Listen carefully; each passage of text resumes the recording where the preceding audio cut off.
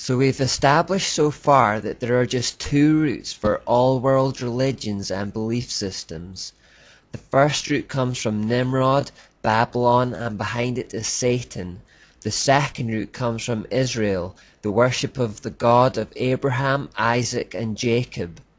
These are the two competing kingdoms in this world, the kingdom of darkness and the kingdom of light. Now some people, particularly Muslims themselves, would have you believe that Islam belongs to the second route, that it shares its origins with Judeo-Christianity and is something of a continuation of those faiths, that Islam is the last and true revelation of the Judeo-Christian God to his people. Even some Christians have been deceived into thinking that the word Allah is just an Arabic word for the Christian God, Yahweh, and that we are connected somehow. While we can't go through every religion one by one to show the links to Babylon, it's worth taking a little time to study Islam because of its prevalence on the world stage right now. So what I intend to do in this part is briefly show that Islam finds its roots in Babylon. The beginnings of Islam go back to Muhammad, who was born in 570 AD in Mecca, and who is revered in Islam as the last great prophet of God, usurping the authority and preeminence of Moses, Elijah, and even Jesus himself. Because religions tend to assume the character of their founding figure, this is the best place to start in understanding Islam. The Muslims have one holy book called the Quran and several other volumes called Hadith, which are oral traditions relating to the words and deeds of Muhammad. Hadiths are considered important tools for determining the Muslim way of life. Sahih al-Bukhari and Sahih Muslim are thought to be particularly authoritative. According to the Hadith of Bukhari, Muhammad used to retire to a cave alone, where he would spend long periods of time, several days, praying to Allah. It was in the cave that he experienced an encounter with an angel who apparently gave him a revelation from God. The angel asked him to read some writing, whereupon he replied that he couldn't read. Muhammad was illiterate. The angel then pressed upon him with such force and in such a way that he felt like he was going to die. Clearly it was a distressing experience. Upon returning to his wife Khadija, he is reported to have been terrified, indeed his neck muscles twitching with terror, and convinced that he had encountered something satanic. Now his wife Khadija had a Roman Catholic cousin called Waraka. Khadija ran to Waraka to report this experience to him to see if he had any insight from his Catholic religion. In response, Waraka wrongly referenced Moses as receiving revelations from the angel Gabriel in this manner, and suggested this could have been what had happened to Muhammad. The angel Gabriel is in fact only mentioned in the Bible 4 times, twice in Daniel and twice in Luke, and never in relation to Moses. After hearing about this, however, Muhammad's mind was changed about who he had just had an encounter with. He began to think of himself as a prophet who had been visited by an angel of God. As a result of this experience, however, Muhammad became suicidal and attempted to kill himself on multiple occasions.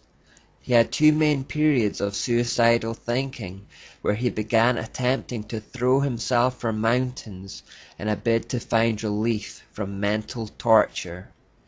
I said to myself, "Your humble servant is either a poet or a madman, but Quraysh shall never say this of me.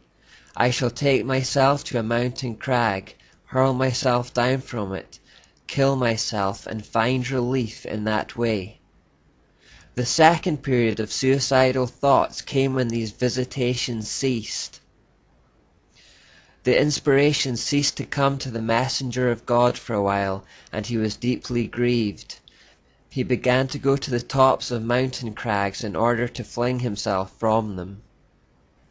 From these passages that show Muhammad's suicidal mental state, it seems clear he was visited not by an angel but by a demon, or possibly Satan himself, as Mohammed himself had first suspected. Now, visitations from angels who give people a different message were foreseen by the Apostle Paul in his letter to the Galatians. There we read, "But even if we or an angel from heaven should preach a gospel other than the one we preach to you, let them be under God's curse. As we have already said, so now I say again, if anybody is preaching to you a gospel other than what you accepted, let them be under God's curse." The cave experience was not the first time Mohammed had been in contact with something demonic. He apparently had a strange but undefined experience as a child, after which his carer became convinced he had been possessed by a demon. Further evidence for potential demonic possession comes even within the Quran. In Surah 81:22-25 and Surah 69:41-42, people claim that Muhammad was inspired by the devil and something of a madman. Further evidence of Muhammad's mental disturbance is to be found in the Hadith of Bukhari, volume 7 and number 660. For a whole year, he was so bewitched and befuddled that he thought he was having sexual relations with his wives when he wasn't. This is a strange scenario which can realistically only have two explanations. Either mental illness caused him to hallucinate, or he had some kind of sexual encounters with demonic entities. Either way, Muhammad was clearly disturbed. At one point in time, Muhammad admitted that Satan had put words in his mouth to compromise with pagan idol worship. These words have become known as the Satanic Verses. He later changed his mind on the issue, but it shows that he was unable to distinguish the source of his revelation.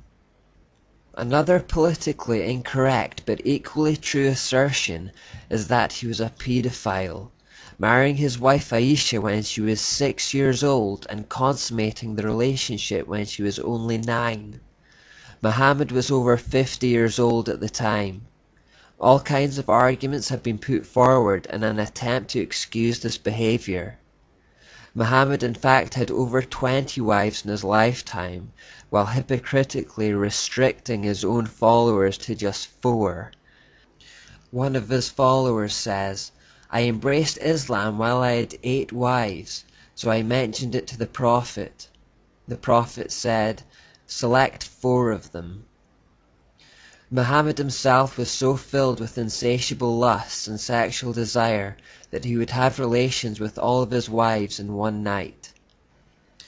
Anas bin Malik said, "The Prophet used to visit all his wives in a round during the day and night, and there were 11 in number. I asked Anas, had the Prophet the strength for it? Anas replied, we used to say that the Prophet was given the strength of 30 men. And now we can understand a little why Muslims are promised constant fornication with virgins in their paradise. It reflects the character of their Prophet.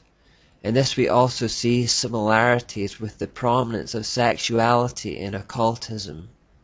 Finally, as we look for links to Babylon, it should also be noted that Muhammad's visitations came in caves. As we noted way back at the start of this study, Babylonian worship, particularly relating to Nebo, happened in caves and was common practice in the mysteries.